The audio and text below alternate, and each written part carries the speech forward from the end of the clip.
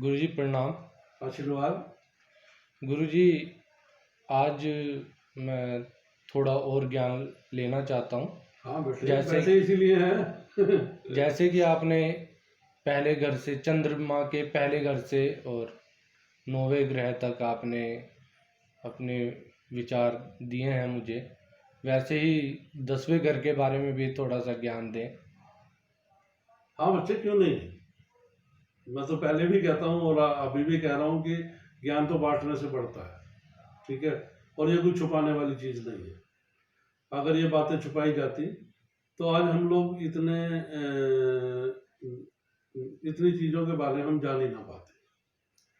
तो ठीक है, बड़ी अच्छी बात है। अब यहाँ लाल किताब 10वें घर में लिखती है चंद्रमा को, आग का दूध। आग का वृक्ष होता है जिसको आकड़ा भी बोलते हैं और मदार भी बोलते हैं कहीं कहीं। तो उसमें जब हम उसको आप थोड़ा सा भी तोड़ोगे तो उसमें सफेद सफेद दूध गिरता है। और उसका ये है कि उसका दूध जो है आँख में नहीं लगना चाहिए, क्योंकि आँख में लगते ही आँख खा जाता है। अब बात क्या है कि लाल किताब ने चंद्रमा खाना नंबर 10 में आग का दूध इसलिए लिखा है क्योंकि वैसे तो वो चंद्रमा का पौधा है।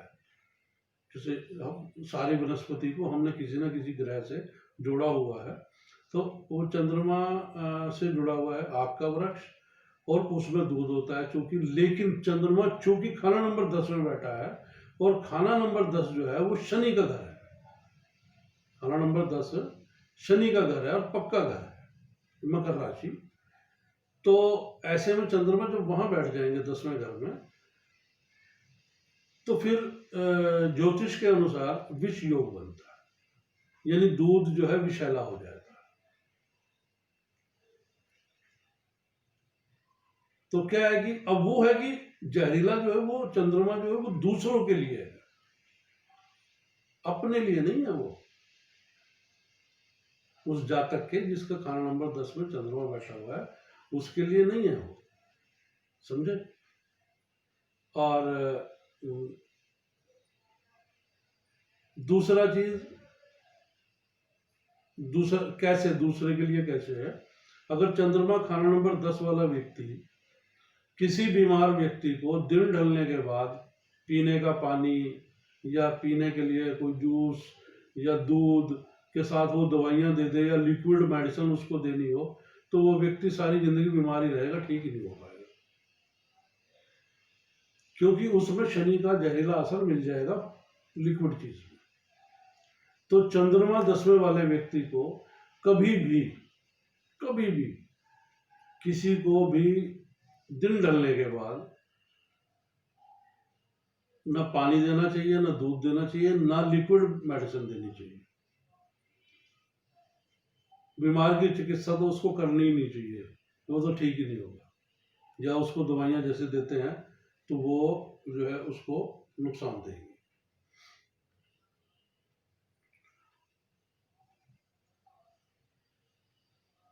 ऐसे व्यक्ति को धर्म स्थान पे जाना, ऐसे व्यक्ति को धर्म स्थान मतलब मंदिर, मस्जिद, गुरुद्वारा, चर्च, जहाँ भी वो व्यक्ति जा सकता है वो जाए।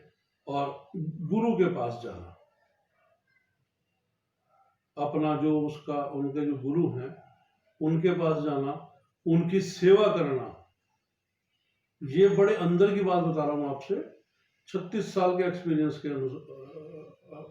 अनुभव से बता रहा हूँ कि ऐसा व्यक्ति यदि अपने गुरु की धर्म की सेवा करे, उसका प्रचार करे, उससे जुड़कर रहे, तो किस्मत इतनी बुलंद होगी कि आप सोच नहीं सकते।